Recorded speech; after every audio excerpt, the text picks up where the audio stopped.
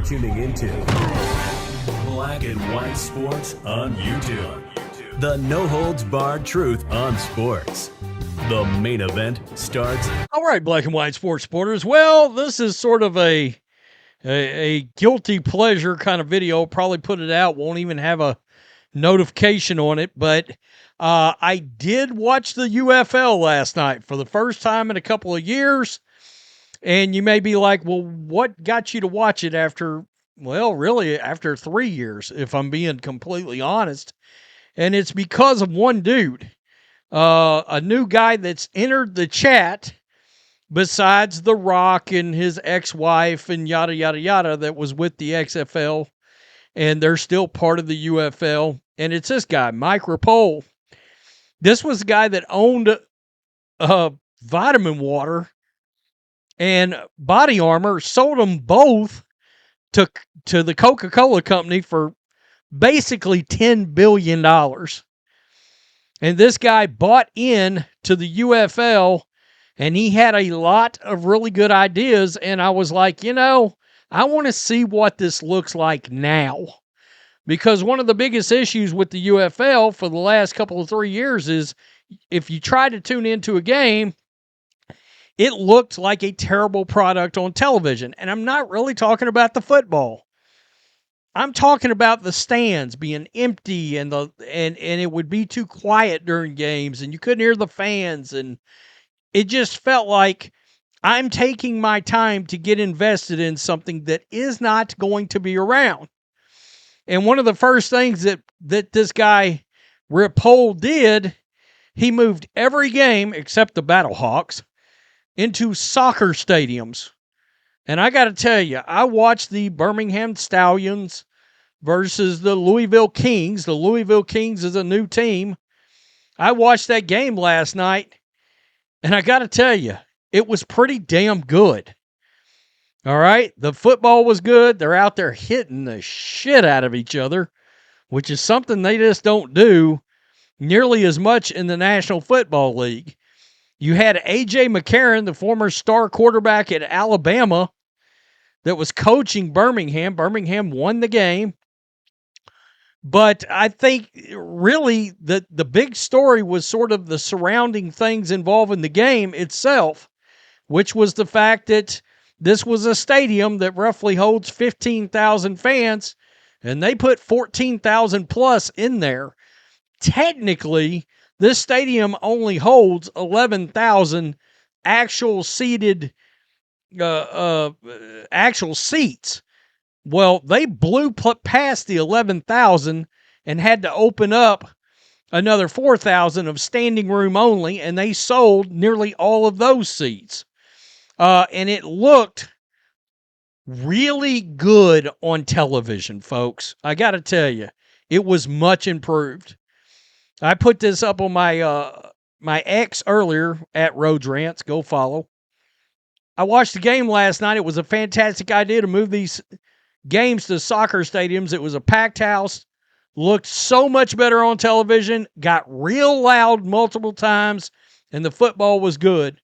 And yeah, guys, it was so much better than flag football. It was real football, real tackle football. But the look and feel of the game had just improved. It's amazing. You get the fans closer, and you get, you watch these games and you're like, damn, they only got 9 or 10,000 people in there. But when you put that 10,000 people into a 12,000 seat arena or 11,000 seat arena, all of a sudden the games felt much bigger. All right. It felt much more enjoyable. The attendance last night, 14,034. And guys, again, it was packed. Look at all those people at this game. And it was that way pretty much all over the stadium. The fans were into it. You could tell they had bought, everybody, it seemed like, was wearing a Louisville Kings sweatshirt or t-shirt or something. And this was 14,000 plus fans It was 38 degrees in Louisville last night. And I was sitting there thinking, these people are sitting in 38-degree weather for a UFL game. And they had a blast. They got real loud many different times during this game. So this was put up earlier by United Football Media.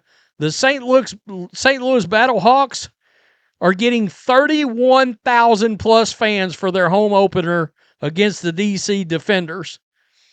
31,500 tickets have been sold as of Saturday's game afternoon. All right. So, and Ricky Prohl, the former St. Louis Ram wide receiver, is coaching this team. They've done a really good job of getting people connected to the area as their coaches. For example, Chris Redmond was the coach of Louisville last night. Well, he was a quarterback at Louisville and was a star there. And A.J. McCarron, Birmingham, Alabama Crimson Tide, superstar quarterback in college there. And I think that's smart.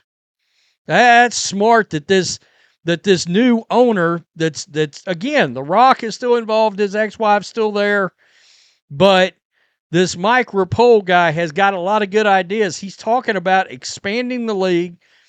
I'm interested to see what does it look like in Orlando, because Orlando was drawing very well for the the Alliance of American Football. They were packing houses down there. Now, Steve Spurrier was, I believe, coaching that team, so I don't know. But Orlando tends to do well. Columbus has got a team. Ted Ginn Jr. is going to coach that team. So they finally made the right decision to move the Dallas Renegades, Arlington Renegades, into Frisco, where they're going to play at the Toyota Center. It's 15. I think it's a 12 or 15,000 seat arena. I'm interested to see what that game feels like.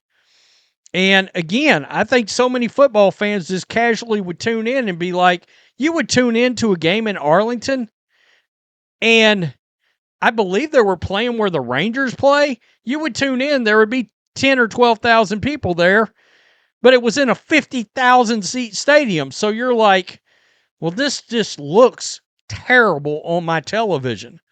And it's quiet. And it's because the stadium was too damn big to support the product. But you had a few ex-NFL guys. Benny Snell was out there last night playing in the game. John Ross, the former Bengals draft pick, he was out there playing wide receiver. There are some NFL guys around. And I did go look. You had several UFL players that ended up going to the NFL last year. It was quite a few players, actually, that went to the NFL out of the UFL. So whether or not that will ever carry an NFL logo, I tend to believe at some point, unfortunately, it's probably going to. I love the idea of an independent, non-NFL affiliated league being an option. But I believe at some point, if this league gets the opportunity to get the NFL branded on it, they're not going to turn that down. They're not going to turn it down because then you probably got opportunities for games to be on NFL Network. But this game was on Fox last night. I got Kurt Menefee and Joe Klatt calling the game. So ESPN today, and I don't know if one of the other games may either be on Fox or you know what? I may actually have that. Let me look. Yeah, it is Fox. You got the, let me just pull it back up. Shit, why not? Right here. DC Defenders and Battlehawks at 11 on ESPN, 11 Central, 12 Eastern. And then the Houston Gamblers at Dallas. I'm liking that. And that's at 3 p.m. my time in Texas on Fox. So, I'm interested to see what this looks like, what this feels like on television starting now. This was sort of a behind the scenes relaunch of this league, and I'm not sure a lot of people were paying attention, and I was listening to some of the moves and watching some of the moves that this new owner was making. I was like, I kind of like this. I'm going to check it out. I'm going to tune back in and see what it feels like again. Guys, make sure you subscribe. Make sure you're still subscribed. Tell me what you think if you tuned in last night. I thought it was one of the best atmospheres I've seen at a spring game in a long time. Peace. I'm out. Till next time. Thanks for watching the show. Be sure to like, comment, and subscribe. Be sure to tune in next time on Black and White Sports.